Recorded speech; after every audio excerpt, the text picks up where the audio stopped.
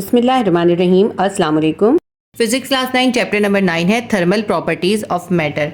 आज मैं आपको इसके सेक्शन बी स्ट्रक्चर्ड क्वेश्चन के अंदर जितने न्यूमेरिकल्स हैं वो करवाऊंगी। इससे पहले मैं आपको चैप्टर नंबर 1 से लेके चैप्टर नंबर 8 तक तमाम न्यूमेरिकल्स करवा चुकी हूँ। ये न्यूमेरिकल्स क्लासिक ट्यूशन के चैनल के ऊपर अपलोडेड है। अगर आपने इनमें से किसी भी चैप्टर के न्यूमेरिकल सीखने हो तो आप फिजिक्स क्लास 9 की प्लेलिस्ट में विजिट कर लीजिएगा, उसमें आपको इजीली तमाम न्यूमेरिकल्स मिल जाएंगे। न्यूमेरिकल्स करना स्टार्ट करते हैं। क्वेश्चन नंबर 1 का पार्ट सी है, convert 30 degree centigrade into kelvin and Fahrenheit scale.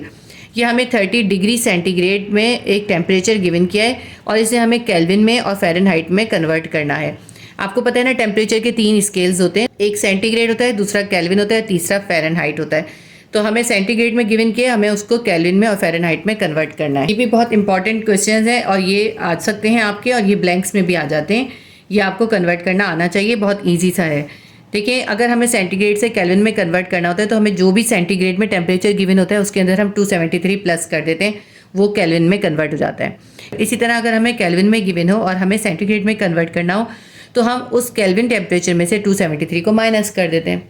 ठीक है, सेंटीग्रेड से केल्विन में आने के लिए प्लस करते हैं 273 और केल्विन से सेंटीग्रेड में जाने के लिए 273 को माइनस करते हैं। अब हमें इसमें सेंटीग्रेड से केल्विन में जाना है, तो सबसे पहले हम फॉर्मूला लिख लेते हैं। Degree kelvin is equals to degree centigrade plus 273, यानी जो भी सेंटीग्रेड में टेम्परेचर गिवन है उसमें 273 को प्लस कर लेंगे तो हमारा ये केल्विन में कन्वर्ट हो जाएगा। हमें इसमें सेंटीग्रेड का टेम्परेचर गिवन है 30 डिग्री सेंटीग्रेड, तो 30 के अंदर 273 को प्लस कर देंगे तो ये केल्विन में टेम्परेचर कन्वर्ट हो जाएगा। Degree Kelvin will be equals to 273 के अंदर 30 को प्लस कर देंगे, ये हो जाएगा 303 डिग्री केल्विन। ये हमारा केल्विन में कन्वर्ट हो गया। कि देखिए कितना आसान सा तरीका है। अब 30 डिग्री सेंटीग्रेड को फ़ारेनहाइट में कन्वर्ट करना है। इसके लिए हम फॉर्मूला यूज़ करते हैं, degree Fahrenheit is equals to 1.8 multiply by degree centigrade plus 32, यानी जो भी हमें सेंटीग्रेड में टेम्परेचर गिवन है उसको हम पहले 1.8 से मल्टीप्लाई करेंगे, फिर उसके अंदर हम 32 को प्लस करेंगे। तो इसको भी हम निकाल लेते हैं। Degree Fahrenheit will be equals to 1.8, इसके अंदर कांस्टेंट वैल्यू है, ये चेंज नहीं होती, और 32 भी कांस्टेंट होता है। डिग्री सेंटीग्रेड जो भी आपको गिवन होगा वो आप इसमें सब्स्टिट्यूट कर देंगे। डिग्री सेंटीग्रेड हमें गिवन है 30 डिग्री, तो हम यहाँ 30 लिख लेते हैं और इसके अंदर हमें 32 को प्लस करना है, दोनों कांस्टेंट वैल्यूज़ हैं। Degree Fahrenheit will be equals to, अब 1.8 को 30 से मल्टीप्लाई करेंगे 54 आ जाएगा। इस 54 के अंदर हम ये 32 को प्लस कर देंगे तो हमारे पास फ़ारेनहाइट में टेम्परेचर आ जाएगा 86 डिग्री फ़ारेनहाइट। ठीक है, 86 डिग्री हमारे पास इसका आंसर आ जाएगा। ये क्वेश्चन नंबर 1 का पार्ट सी हमारा कंप्लीट हो गया। हमने सेंटीग्रेड से केल्विन में भी कन्वर्ट कर दिया और सेंटीग्रेड से फ़ारेनहाइट में भी कन्वर्ट कर दिया। सेक्शन बी स्ट्रक्चर्ड क्वेश्चन के क्वेश्चन नंबर 2 का पार्ट सी है, convert 212 degree Fahrenheit into Celsius and kelvin.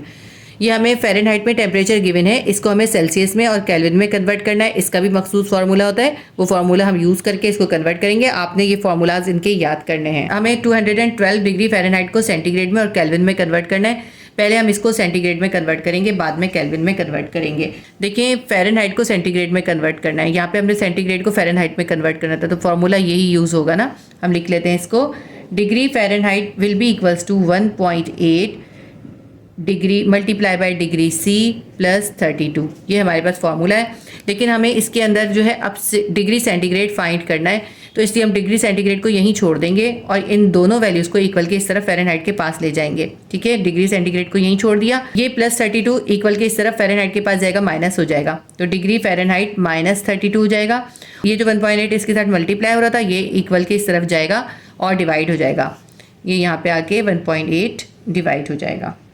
अब ये फॉर्मूला बन गया। आप चाहें तो अगर आपको याद हो जाए तो आप डायरेक्ट ही ये फार्मूला अप्लाई कर दें, लेकिन अगर आपने ये एक फार्मूला अप्लाई किया हुआ है इसी से ये फार्मूला बना है। ठीक है, तो अब इसके अंदर वैल्यू सब्स्टिट्यूट करते हैं और ये डिग्री सेंटीग्रेड में कन्वर्ट हो जाएगा। डिग्री फ़ारेनहाइट हमें कितना गिवन है, 212 माइनस 32 करना है और डिवाइड करना है 1.8 से। 32 और 1.8 दोनों कांस्टेंट है, जो हमें फ़ारेनहाइट की वैल्यू गिवन की है वो हमने यहाँ लिख दी। ये चेंज होकर आ सकती है, ज़रूरी नहीं है ये सेम आए।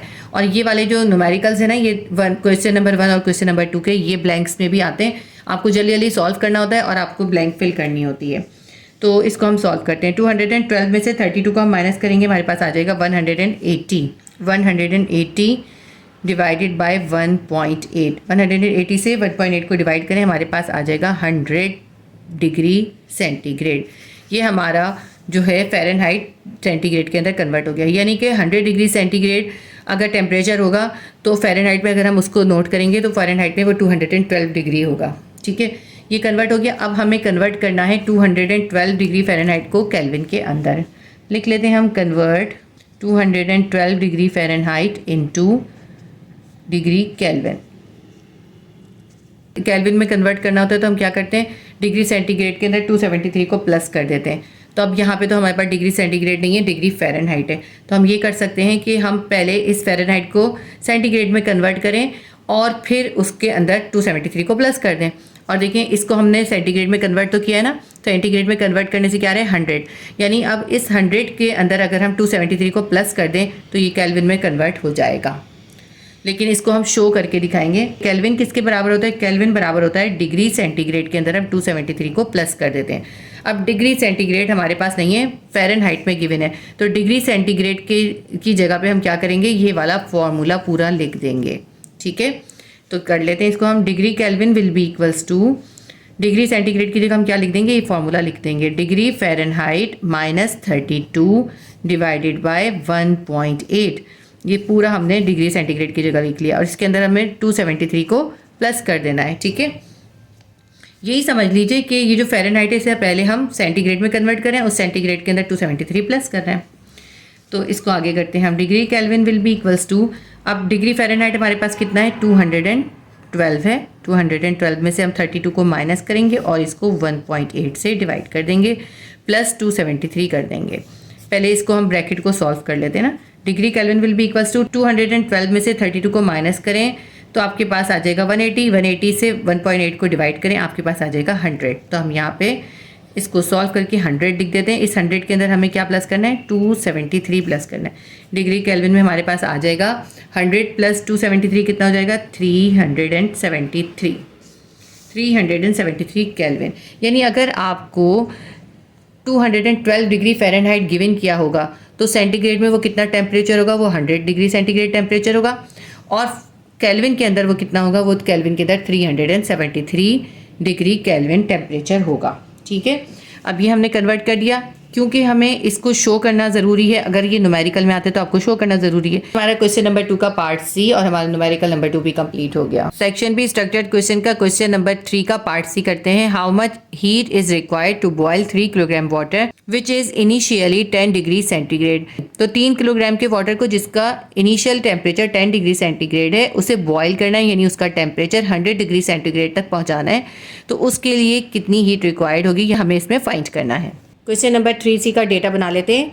मास हमें गिवन है 3 kg, वाटर का मास है 3 kg और उसका इनिशियल टेम्परेचर T1 है 10 डिग्री सेंटीग्रेड और T2 यानी उसका फाइनल टेम्परेचर है 100 डिग्री सेंटीग्रेड। अब आप ये कह सकते हैं कि इसमें हमें T2 100 डिग्री सेंटीग्रेड तो गिवन नहीं है। देखिए, जब हम बॉयल करेंगे वाटर को, उन्होंने कहा कि 10 डिग्री सेंटीग्रेड उसका टेम्परेचर था, उसको बॉयल किया है तो उसका सेकंड टेम्परेचर कितना हो जाएगा, बॉइलिंग पॉइंट होता है वाटर का 100 डिग्री सेंटीग्रेड। तो वाटर का सेकंड टेम्परेचर या फाइनल टेम्परेचर या T2 जो है वो कितना हो जाएगा, 100 डिग्री सेंटीग्रेड, क्योंकि वाटर को बॉयल किया है। इस क्वेश्चन के अंदर हमें डेल्टा क्यू फाइंड करना है। डेल्टा क्यू फाइंड करने के लिए जो हम फॉर्मूला यूज़ करते हैं वो होता है delta Q is equals to CM delta T. तो हमें इसमें डेल्टा टी चाहिए और C चाहिए। तो डेल्टा टी हम निकाल लेंगे। डेल्टा टी कैसे निकालते हैं, T2 में से T1 माइनस कर देते हैं। T2 हमारे पास है 100 डिग्री सेंटीग्रेड, 100 में से T1 यानी 10 डिग्री सेंटीग्रेड को माइनस कर देंगे, हमारे पास आ जाएगा 90 डिग्री सेंटीग्रेड। डेल्टा टी हो गया। डेल्टा क्यू हमें फाइंड करना है। अब ये C क्या है, C जो है वो स्पेसिफिक हीट कैपेसिटी है वाटर की। हर सब्सटेंस की अलग स्पेसिफिक हीट कैपेसिटी होती है। क्योंकि इसके अंदर वाटर है तो वाटर की स्पेसिफिक हीट कैपेसिटी हम लिखेंगे। वाटर की हीट कैपेसिटी जो आपकी बुक में गिवन है वो है 4.18 इंटू 10 की पावर 3 जूल पर किलोग्राम पर केल्विन। ये साइंटिफिक नोटेशन में है, इसको हम चाहें तो ऑर्डिनरी फॉर्म में कन्वर्ट कर लेते हैं। ये हो जाएगा 418 और 0 हम ऐड करेंगे क्योंकि हमें 3 डिजिट आगे लेके जाना है। अभी हमें कैसे पता चला 3 डिजिट आगे लेके जाना है, क्योंकि 10 की पावर 3 है, इसको हमें ख़त्म करना है ना। तो 10 की पावर 3 को ख़त्म करने के लिए हम इस पॉइंट को 3 डिजिट आगे लेके जाएंगे, 1 2 और तीसरे के लिए हम क्या करेंगे, 0 ऐड कर देंगे। हमारा बन जाएगा 4180 मल्टीप्लाई बाय हम जितने डिजिट आगे लेके गए वो हम 10 की पावर लिखेंगे। हम 3 डिजिट आगे लेके गए, हम लिखेंगे 10 की पावर -3 और ये जो 10 की पावर +3 है ये हम ऐसे ही इसके साथ उतार लेंगे। तो -3 से +3 कैंसिल हो जाएगा। तो अब हमारे पास देखें सी की वैल्यू क्या बन गई, हमारे पास सी की वैल्यू बन गई 4180 जूल पर केजी पर केल्विन। ठीक है, अब ये जो है ना इसका यूनिट है, ये स्पेसिफिक हीट कैपेसिटी का यूनिट है। वाटर की हीट कैपेसिटी है 4180। इसको अगर हम राउंड ऑफ करें तो ये हो जाएगी 4200। तो बहुत सारी जगहों पे और बहुत सारे लोग जो इस न्यूमेरिकल को सॉल्व करते हैं तो यहाँ पे 4200 भी लिखते हैं, लेकिन आपकी बुक में क्योंकि ये एग्जैक्ट वैल्यू गिवन थी इसलिए मैंने यही यूज़ करी है। पहले जब हम इस क्वेश्चन को सॉल्व करते थे तो हम यहाँ पे 4200 ही लेते थे, लेकिन अब इस नई बुक के अंदर वाटर की हीट कैपेसिटी जो गिवन है वो ये है, इसलिए मैंने इसी को यूज़ किया है। पहले हम वो ही यूज़ करते थे। तो इसका फॉर्मूला हम कौन सा यूज़ करेंगे, हम फॉर्मूला यूज़ करेंगे delta Q is equals to C M delta T. इसके अंदर हम वैल्यू सब्स्टिट्यूट करके इसको फाइंड कर लेते हैं। Delta Q will be equals to C की वैल्यू कितनी है 4180 मल्टीप्लाई बाय एम यानी मास कितना है 3 kg से मल्टीप्लाई करेंगे, मल्टीप्लाई बाय डेल्टा टी हमने निकाला है 90।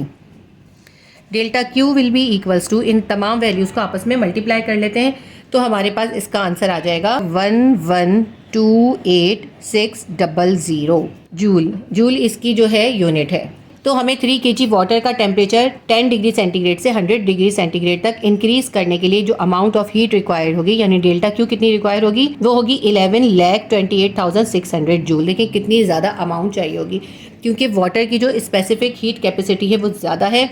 वाटर को गर्म होने में भी ज़्यादा टाइम लगता है और ठंडा होने में भी ज़्यादा टाइम लगता है। एक बात और आपको बता दूं, अगर आप यहाँ पे 4180 की जगह पे 4200 लिखेंगे तो फिर आपका आंसर थोड़ा सा डिफरेंट आएगा। फिर आपका आंसर आएगा 1134 और 000 यानी 11,34,000 जूल। तो आपका आंसर ये आएगा। ठीक है, आप अगर ये वैल्यू सब्स्टिट्यूट करेंगे तो आंसर ये आएगा और 4200 सब्स्टिट्यूट करेंगे तो ये आंसर आएगा। ठीक है, अच्छा एक चीज़ और आप करेक्ट कर लीजिए, स्पेसिफिक हीट कैपेसिटी का यूनिट जो होता है वो जूल पर किलोग्राम पर केल्विन ही होता है, लेकिन क्योंकि इसके अंदर हमारे पास सारा टेम्परेचर सेंटीग्रेड में है तो हम यहाँ पे केल्विन की जगह सेंटीग्रेड भी लिख सकते हैं। तो यहाँ पे भी आप इसको सी कर दीजिए, सेंटीग्रेड बना दीजिए और यहाँ पे भी इसको सी कर दीजिए। मैं यहाँ पे आपको लिख के बताती हूँ, जूल पर किलोग्राम पर सेंटीग्रेड, ये है इसका यूनिट। ये ओवर राइटिंग हो गई जिसकी वजह से सही नज़र नहीं आ रहा, तो क्योंकि इसके अंदर टेम्परेचर सेंटीग्रेड में था इसलिए हम इसका यूनिट जूल पर किलोग्राम पर सेंटीग्रेड यूज़ करेंगे। ठीक है, तो ये हमारा न्यूमेरिकल नंबर 3C सॉल्व हो गया।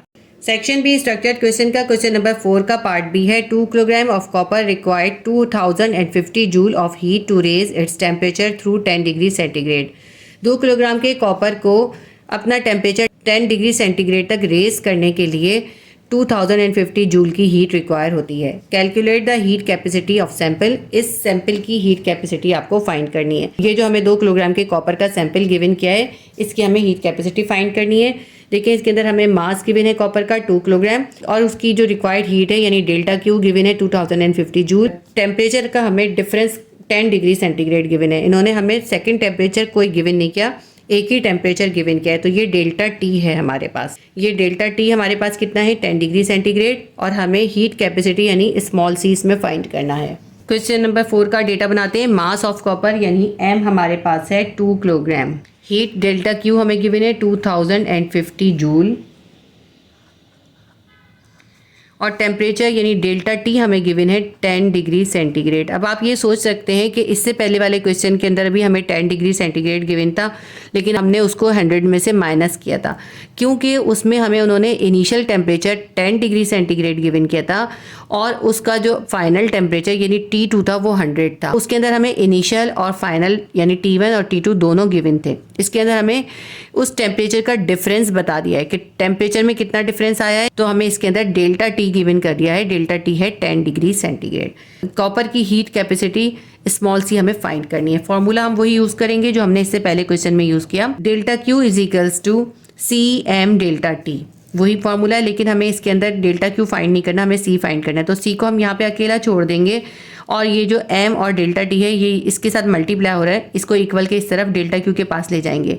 डेल्टा क्यू के पास आएंगे, यहाँ मल्टीप्लाई हो रहे थे, इक्वल के दूसरी तरफ आके ये डिवाइड हो जाएंगे। ये हमारी इक्वेशन बन जाएगी C is equals to delta Q divided by M delta T. इसके अंदर वैल्यू सब्स्टिट्यूट करके स्पेसिफिक हीट कैपेसिटी या स्मॉल सी फाइंड कर लेते हैं।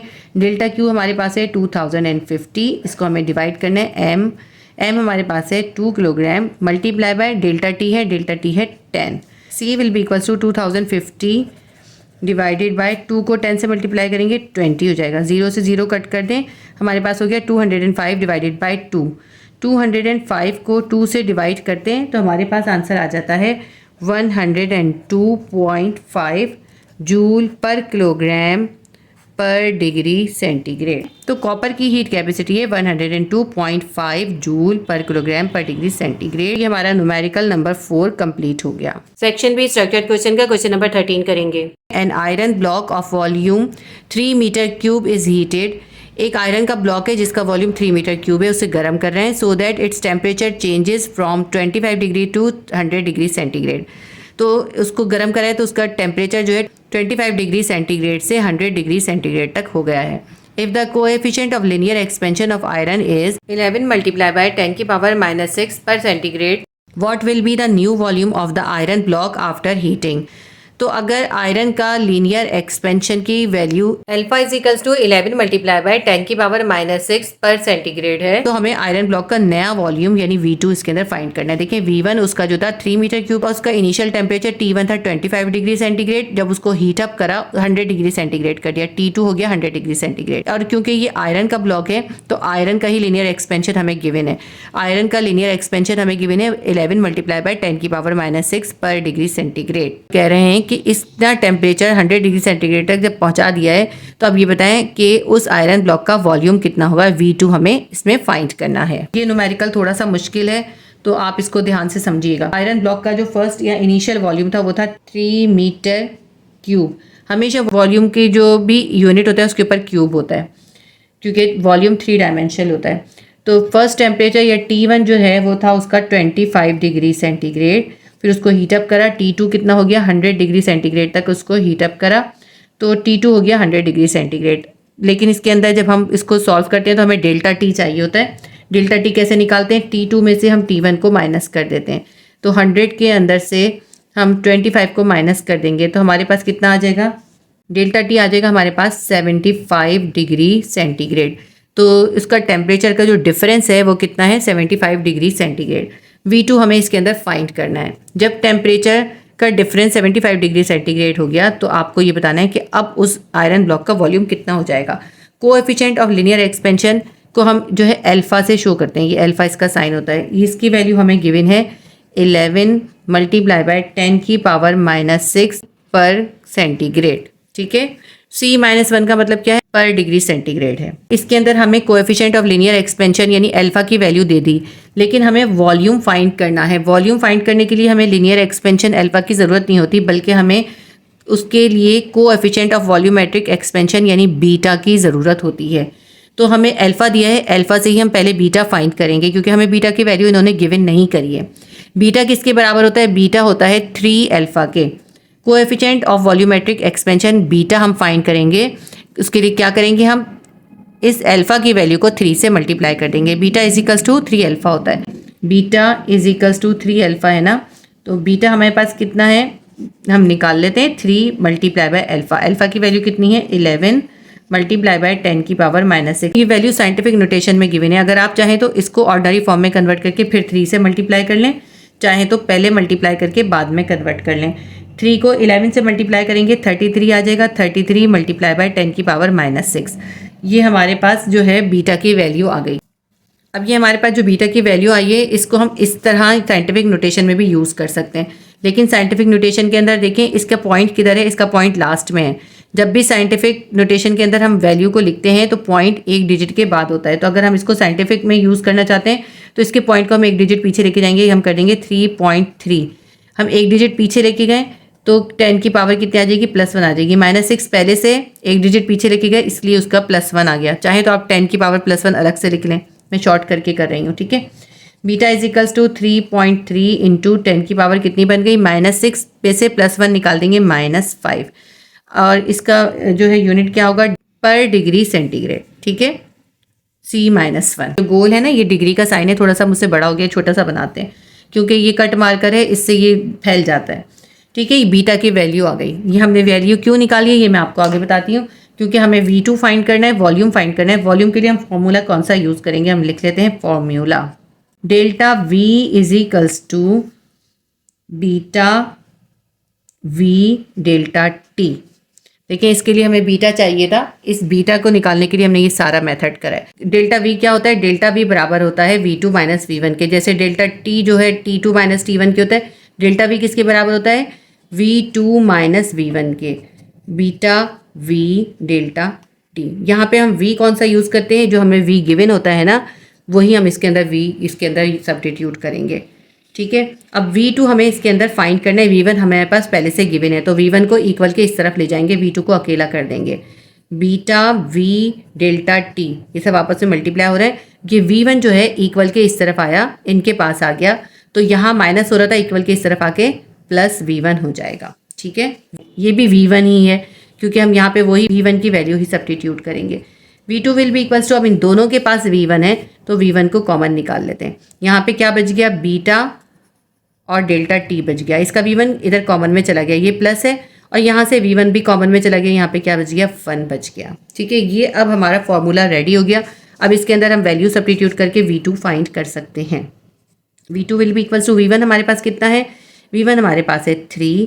बीटा कितना है? बीटा जो हमने निकाला है 3.3 इंटू 10 की पावर -5, और इसको हमने मल्टीप्लाई करना है डेल्टा टी से। डेल्टा टी कितना है? 75। इसको हम मल्टीप्लाई करेंगे 75 से, और इस सब के अंदर हम आखिर में प्लस कर देंगे 1 को। पहले हम इन सब को मल्टीप्लाई करेंगे, फिर इसमें +1 करेंगे।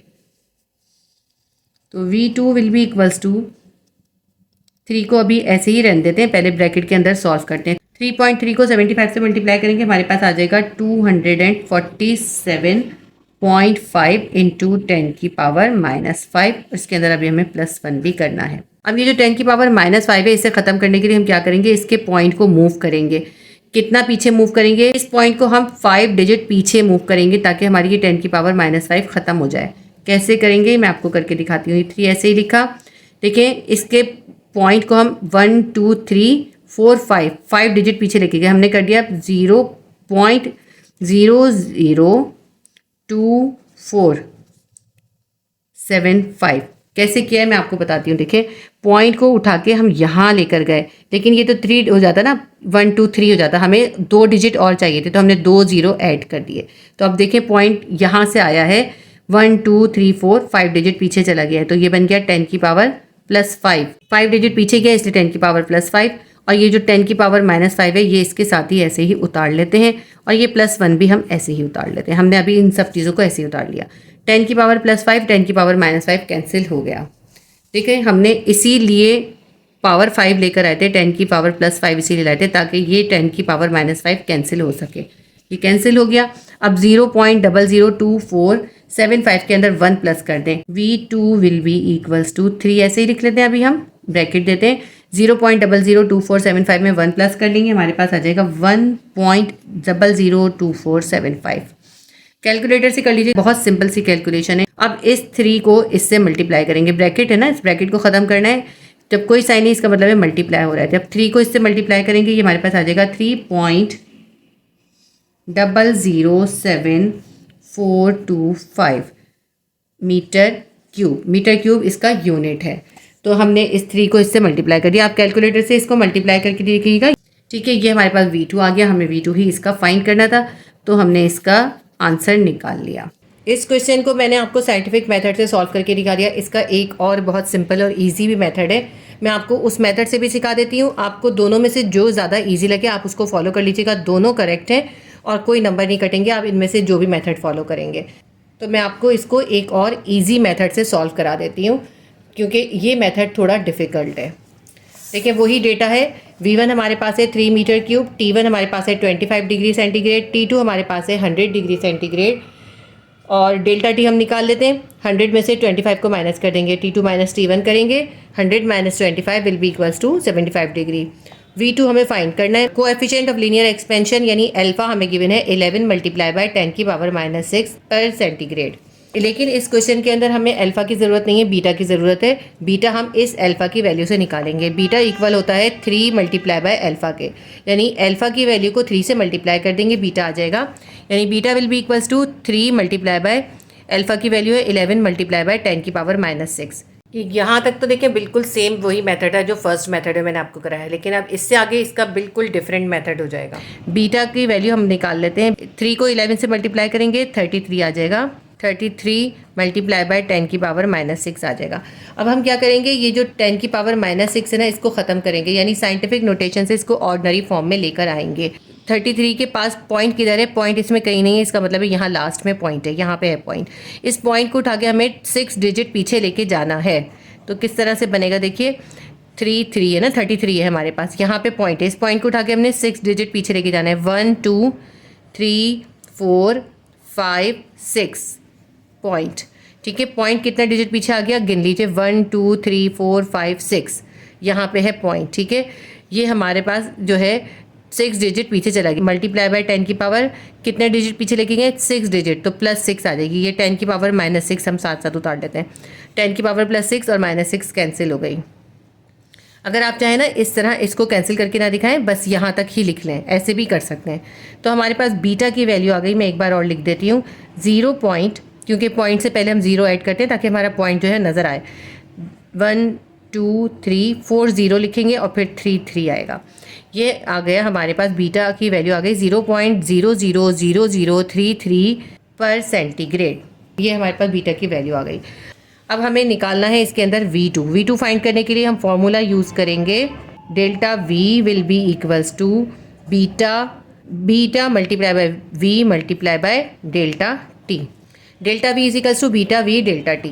इसके अंदर वैल्यू सब्स्टिट्यूट करके पहले हम निकालेंगे डेल्टा V की वैल्यू, फिर उससे हम V2 निकालेंगे।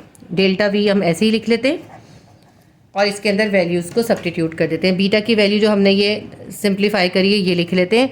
0.1234 है और 33 है। मल्टीप्लाई करना है V1 से। V1 हमारे पास क्या है? 3, इसको 3 से मल्टीप्लाई करेंगे। इसको भी मल्टीप्लाई करना है डेल्टा T से। डेल्टा T हमारे पास निकला था 75। इन तमाम वैल्यूज़ को आपस में मल्टीप्लाई कर लेंगे, हमारे पास डेल्टा V की वैल्यू आ जाएगी 0.007425। आप कैलकुलेटर से मल्टीप्लाई कीजिएगा, बहुत आसानी से हो जाएगा। इन सबको मल्टीप्लाई करेंगे, यही वैल्यू आएगी एग्जैक्ट। ये हमारे पास डेल्टा V की वैल्यू आ गई और इसको हम किस में लिखते हैं? Metre cube. डेल्टा V आ गया, लेकिन हमें तो V2 चाहिए था, तो delta V will be equals to V2 minus V1 होता है। जैसे डेल्टा T2 माइनस T1 था, इसी तरह डेल्टा V2 माइनस V1 होता है। तो हमें फाइंड क्या करना है? V2 फाइंड करना है। तो हम V2 को यहीं छोड़ देंगे। ये जो माइनस V1 है, इसको हम इक्वल के इस तरफ डेल्टा V के पास ले जाएंगे।